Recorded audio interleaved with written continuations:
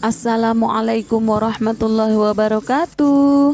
Halo siswa-siswi kelas 5. Bagaimana kabarnya hari ini? Semoga sehat selalu dan tetap semangat ya. Mari kita mulai pelajaran hari ini dengan bersama-sama berdoa.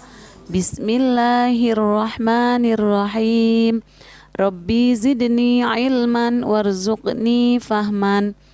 Anak-anak, hari ini kita memasuki pelajaran 2 dengan tema mengenal nama Allah dan kitabnya. Yuk kita mulai dengan tema pertama. Mari mengenal Allah Subhanahu wa ta'ala. Anak-anak, biasanya jika kita ingin mengenal sesuatu, misalnya mengenali orang, hewan, tumbuhan, dan benda alam lainnya, yang pertama ditanyakan adalah namanya.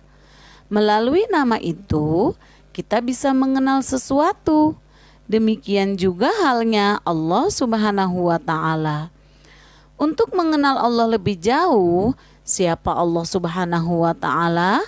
Jawabannya ada pada Asmaul Husna. Anak-anak sudah tahu bukan apa itu Asmaul Husna?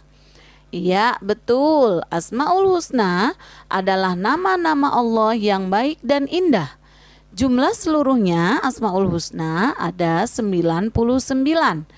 Akan tetapi, kali ini kita hanya akan membahas 4 Asmaul Husna saja, yaitu Al-Mumit, Al-Hayyu, Al-Qayyum, dan Al-Ahad. Sebelum kita bahas lebih lanjut, yuk kita sebutkan terlebih dahulu 4 Asmaul Husna tadi beserta artinya ya, dengan nada sholawat tipil qulub. Al-Mumit yang maha mematikan, Al-Hayyu yang maha hidup, Al-Qayyum yang maha mandiri, Al-Ahad yang maha esa.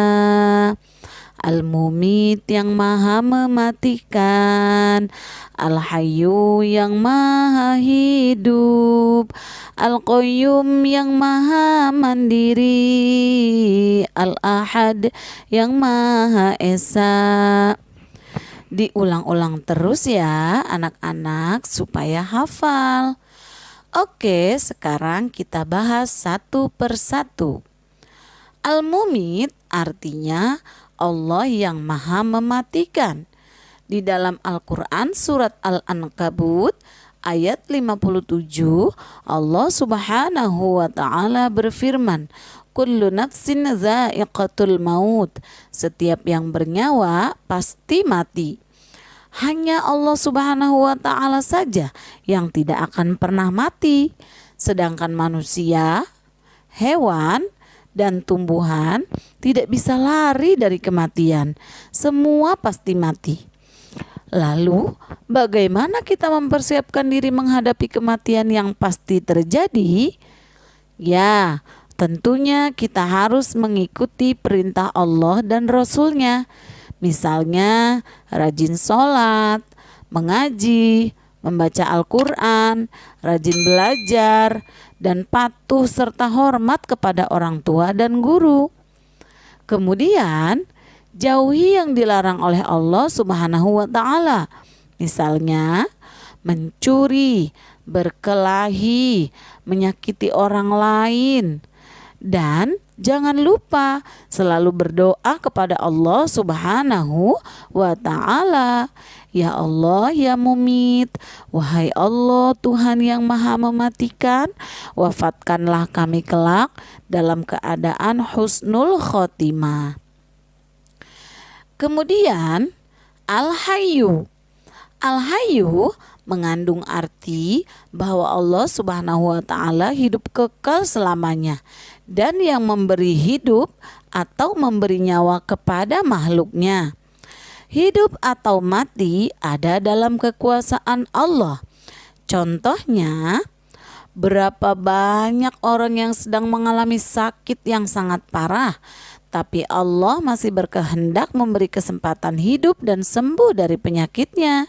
Sebaliknya, sering kita melihat orang yang tidak sakit dalam keadaan sehat walafiat.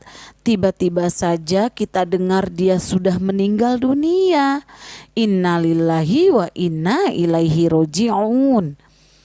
Nah, anak-anak, lalu bagaimana sikap kita untuk mensyukuri nikmat hidup ini? Tugas kita adalah bersyukur dengan nikmat kehidupan ini dengan cara memelihara dan menjaga kesehatan diri sendiri, seperti makan dan minum yang halal dan bergizi, dan selalu memelihara kebersihan diri. Apalagi saat ini kita masih berada di masa pandemi COVID-19 ya. Harus rajin cuci tangan, usahakan tetap di rumah, don't go anywhere ya guys. Ingat, jaga jarak, hindari berkerumun, dan jangan lupa pakai masker. Oke guys.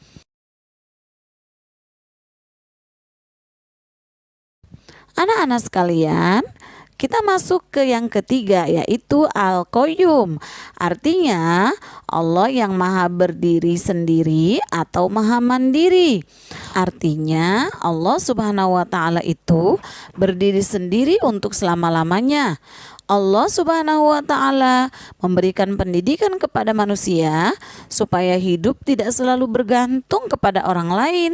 Hidup harus punya semangat mandiri dalam segala situasi dan kondisi.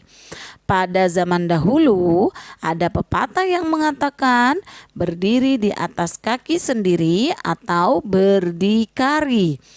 Bagi siswa kelas 5, bila sudah di rumah harus dapat melakukan hal-hal tertentu sendiri. Misalnya merapikan tempat tidur sendiri, menyiapkan peralatan sekolah, mencuci pakaian sekolah sendiri, mengambil makanan sendiri, berangkat ke sekolah sendiri, dan sebagainya. Yang terakhir, Al-Ahad. Artinya Allah Subhanahu wa ta'ala Maha Tunggal atau Esa yang tetap menyendiri dan tidak ada sekutu baginya. Allah Subhanahu wa ta'ala mandiri dan tidak membutuhkan yang lainnya. Sifat ini memberi pelajaran kepada kita agar selalu mandiri dan tidak selalu bergantung kepada orang lain. Misalnya, sudah kelas 5 harus bisa mandi sendiri, makan, berpakaian, mengerjakan PR, menyusun dan merapikan buku pelajaran di rumah dan sekolah, dan yang lainnya. Kemudian jangan lupa untuk selalu berdoa. Ya Allah, Engkaulah Tuhan satu-satunya, tiada sekutu bagimu. Engkau tempat meminta, jadikanlah aku dapat hidup mandiri. Anak-anak yang solih dan soliha, cukup sekian materi kita hari ini. Semoga bermanfaat ya. Jangan lupa sholat 5 waktu dan tetap jaga kesehatan. Yuk kita tutup dengan berdoa. Subhanakallahumma wa bihamdika asyhadu an la ilaha illa anta astaghfiruka wa atubu ilaik. Wassalamualaikum warahmatullahi wabarakatuh.